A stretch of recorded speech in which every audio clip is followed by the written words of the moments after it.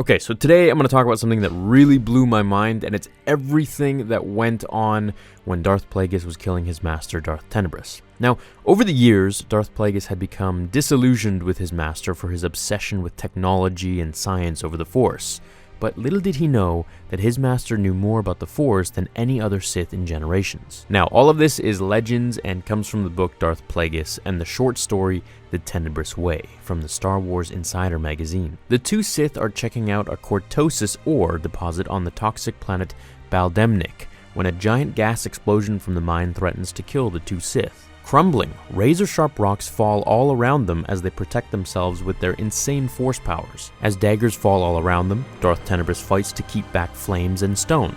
Darth Plagueis, meanwhile, hears a rending sound overhead and watches the stones crack right above his master. Darth Plagueis seizes his moment, a moment that he had surely been planning for decades, and brings the giant stones down so quickly with so much momentum that Tenebrous is buried almost before he understood what had hit him. And even though Plagueis had also destroyed their ship on a planet when he couldn't breathe, Plagueis felt the surge of victory. His success in bringing down the ceiling on Tenebrous was proof enough that his master had grown sluggish and expendable. Otherwise, Plagueis would be the one pressed to the floor. Darth Plagueis races to his master's side and pretends to be concerned.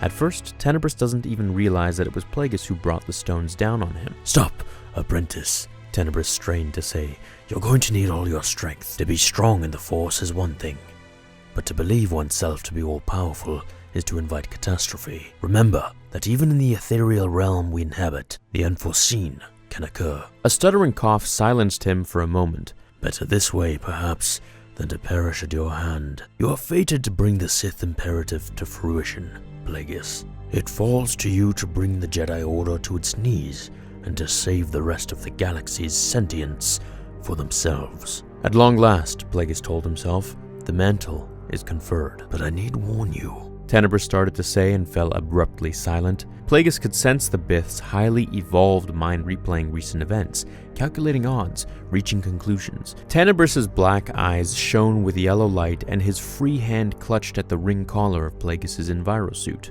"You?" "Yes, Master. Your death comes at my bidding. You said yourself that perpetuation with purpose is the way to victory, and so it is. Go to your grave knowing that you are at last of the old order, the vaunted rule of two, and that the new order begins now and will for 1,000 years remain in my control." Tenebrous coughed spittle and blood. "Then for the last time, I call you apprentice. And I applaud your skillful use of surprise and misdirection.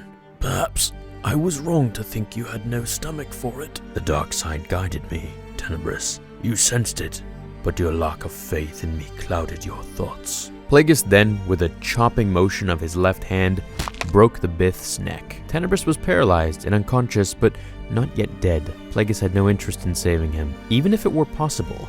But he was interested in observing the behavior of the Bith's midichlorians as life ebbed. Through years of experimentation and directed meditation, Plagueis had owned an ability to perceive the actions of midichlorians, though not yet the ability to manipulate them. Say, to prolong Tenebrous's life. Looking at his master through the Force, Plagueis perceived that the midichlorians were already beginning to die out, as were the neurons that made up Tenebrous's lofty brain and the muscle cells that powered his once able heart. And yet, Plagueis could still perceive Tenebrous in the Force. One day, he would succeed in imposing his will on the midichlorians to keep them aggregate. But such speculations were for another time. Just now, Tenebrous and all he had been in life were beyond Plagueis' reach. Now, if that's not interesting, just listen to this part because this is what really blew my mind. In Bane's age, a Sith might have to guard against an attempt at essence transfer by the deceased, a leap into the consciousness of the Sith who survived. But those times were long past and of no relevance, not since the teachings had been sabotaged, the technique lost. The last Sith, possessed of the knowledge, had been inexplicably drawn to the light side and killed, taking the secret process with him. In other words, there used to be Sith that could throw their consciousness of their essence, or their essence in general, onto the person who killed them, thus surviving. Just take this for example. It's kind of like when Palpatine was falling down the shaft, he just transfers his essence into Vader. Or let's say if Vader were trying to live forever and knew this power, he would have transferred his essence into Luke as he died. Little did Plagueis know that Darth Tenebrous knew how to do this and was doing it all along as Plagueis watched him die. So, what was Tenebrous's plan? Well, it actually had to do with the Chosen One. Tenebrous knew about the prophecy of the Chosen One and that his midichlorian count would be at least 15,000, so high that it would be the key to pure Force power. Even Plagueis had no idea about the Chosen One prophecy, since Tenebrous never told him about it. Tenebrous had believed that he would live long enough to see this Chosen One and then be able to transfer his essence into the Chosen One's body, and then have his power. But Plagueis had just struck first, so as he's dying, Tenebrous is transferring his essence onto Plagueis and using Plagueis' Force powers to look into the future to see if he'll be able to essentially hitch a ride with Plagueis and then transfer his essence into the Chosen One when Plagueis meets him. But to Tenebrous's horror, he is utterly panicked when he realizes that Plagueis will die before his apprentice, thus ending Tenebrous's chance to steal the Savior's body, the Chosen One. Plagueis would be an absolute failure. Panicking at what he saw, Tenebrous rips himself from Plagueis' body and contemplates a way to reverse his failed plan.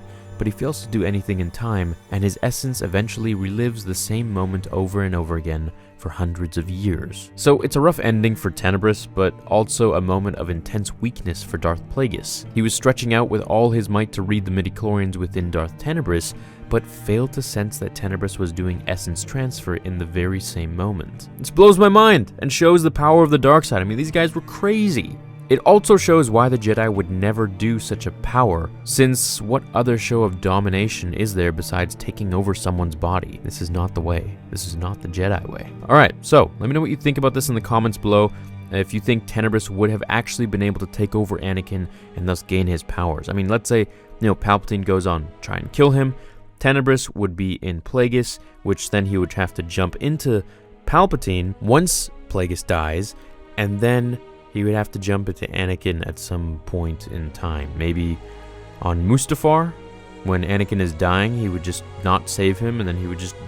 Well, no, that would be pointless, because then his body would be burnt and crispy. No, okay, so he would have to find some other point in time to transfer into Anakin. This also raises a lot of interesting theories for Episode 6, since Palpatine did come back. I mean, the dark side is a pathway to many abilities some consider to be unnatural, as he said in Episode 9, but that's just so vague, and it just kind of, it's like this mystery, like, okay, well, anything can really fit here.